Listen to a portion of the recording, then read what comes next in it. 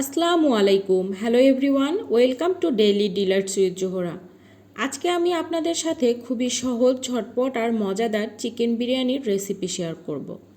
যারা খুবই সহজ আর ঝটপট তৈরি করা যায় এমন চিকেন বিরিয়ানির রেসিপি খুঁজছেন, আজকের রেসিপিটি তাদের জন্য। চলুন শুরু করি। এখানে আমি রোস্টের সাইজ করে কেটে নেওয়া 3 পিস চিকেন নিয়েছি। দিয়ে দিচ্ছি হাফ চামচ লবণ, হাফ কাপ টক দই দিয়ে দিচ্ছি। টক দই দিলে মাংসটা অনেক সফট হবে।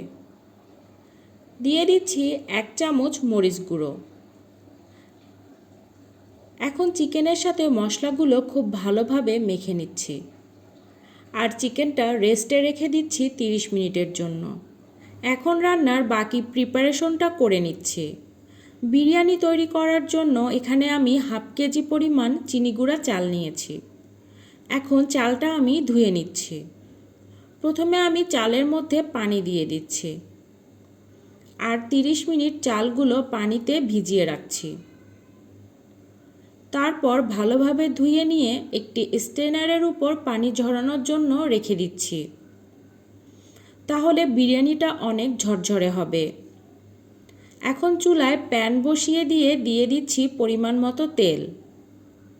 প্রথমে আমি বেরেস্তার জন্য পেঁয়াজ ভেজে নিব। দিয়ে দিচ্ছি হাফ কাপ পরিমাণ পেঁয়াজ কুচি। এখন কিছুটা সময় নিয়ে ভেজে বেরেস্তা তৈরি করে নিচ্ছি। ভাজা হয়ে গেলে কিছুটা পরিমাণ বেরেস্তা তুলে নিচ্ছি।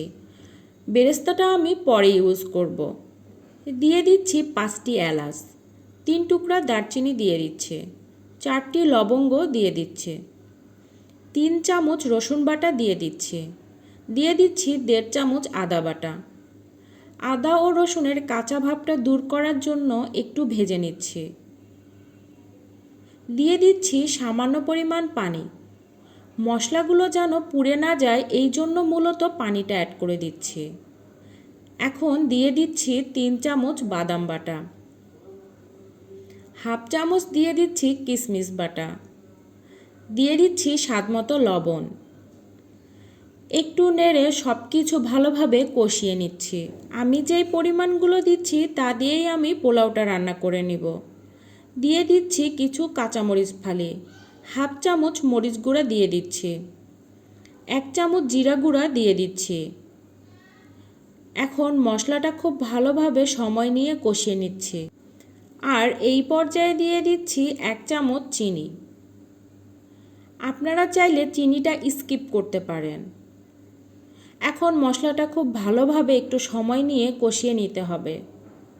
মশলা কষানো হয়ে গেলে তেল উপরে উঠে আসলে দিয়ে দিচ্ছি আগে থেকে ম্যারিনেট করে রাখা চিকেনের পিসগুলো। চিকেনের পিসগুলোর সাথে মশলা ভালোভাবে মিশিয়ে নিচ্ছি আর কিছুক্ষণ কষিয়ে নিচ্ছি। এই পর্যায়ে চুলার আঁচ মিডিয়াম রাখতে হবে। ঢাকনা দিয়ে ঢেকে দিচ্ছি। 15 মিনিট পর ঢাকনা তুলে নিচ্ছি। এখানে আমি আর কোনো এক্সট্রা পানি অ্যাড করিনি। মাংস থেকে যা পানি বের হয়েছে তা দিয়েই মাংসটা খুব ভালোভাবে সিদ্ধ হয়ে গেছে। এই পর্যায়ে তুলে নিচ্ছি। বাকি রান্নাটাও আমি এই মশলায় করে নিচ্ছি। দিয়ে দিচ্ছি আগে থেকে ধুয়ে রাখা চাল। এখন কিছুটা সময় নিয়ে চালগুলো ভেজে নিচ্ছি। চালটা যত ভালো ভাজা হবে বিরিয়ানিটাও তত ঝরঝরে হবে। চাল ভাজা হয়ে গিয়েছে, দিয়ে দিচ্ছি গরম পানি। আমি যেই পট দিয়ে চাল মেপে নিয়েছি তার ডাবল পানি দিচ্ছি। 2 পট চালের জন্য 4 পট পানি দিচ্ছি। অবশ্যই বিরিয়ানিতে গরম পানিটা ইউজ করবেন, তাহলে বিরিয়ানিটা অনেক ঝরঝরে হবে। এই পর্যায়ে দিয়ে দিচ্ছি কিছু গোটা কাঁচামরিচ আর দিয়ে দিচ্ছি 3 চামচ গুঁড়ো দুধ। সব কিছু নেড়ে ভালোভাবে মিশিয়ে নিচ্ছি। আমি পরে আর নাড়ব না। ঢাকনা দিয়ে ঢেকে দিচ্ছি। পানি যখন প্রায় কমে আসবে তখন ঢাকনা তুলে একটু নেড়ে নিচ্ছি। আমি পরে আর নাড়ব না।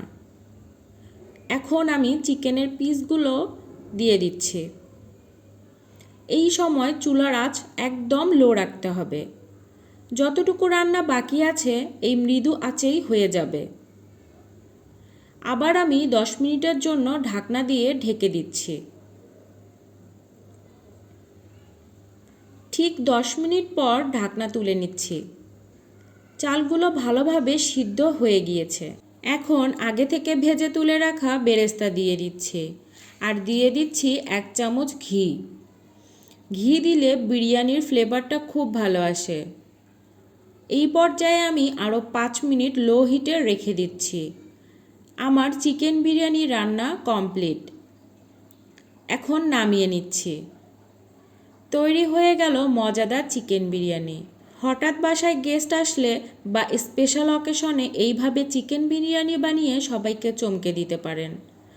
এটি দেখতে যেমন লোভনীয় হয়েছে, খেতেও হয়েছে অনেক মজাদার। আমার আজকের রেসিপিটি কেমন লাগলো অবশ্যই কমেন্ট করে জানাবেন। নতুন নতুন রেসিপি পেতে পাশে থাকুন। আজকের মতো বিদায় নিচ্ছি।